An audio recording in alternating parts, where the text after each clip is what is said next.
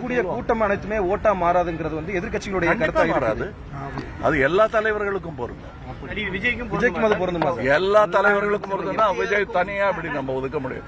எனக்கும் பொருந்தும். எல்லா தலைவர்களுக்கும், இந்தியாவில் இருக்க எல்லா தலைவர்களுக்கும் கூட்டம் சேர்த்துட்டா அது ஓட்டா மாறாது. இந்திய பிரதமர் இன்னைக்கு 5 மணிக்கு நாட்டு மக்கள் உரையாற்றார். நீங்க எப்படி பாக்குறீங்க? கேட்பேன்.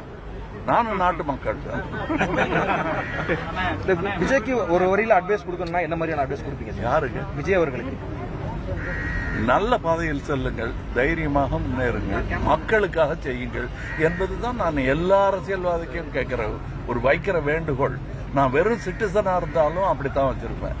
ஐயா, எங்களையும் கொஞ்சம் பாருங்க, எங்களுடைய முன்னேற்றத்துக்காக வேலை செய்யுங்க, உங்களை எந்த இடத்துல கொண்டு போய் வைக்கணுமோ நாங்க வைக்கிறோம் தானே மக்கள் சொல்றாங்க. அதைத்தான் நானும் சொல்றேன். நடிகர் விஜய் வருகைக்கு பிறகு சிறிய கட்சிகளுக்கு ஒரு பெரிய வரப்பிரசாதமா அவரை பாக்குறாங்க. அவங்களுக்கு கூடுதலா ஒரு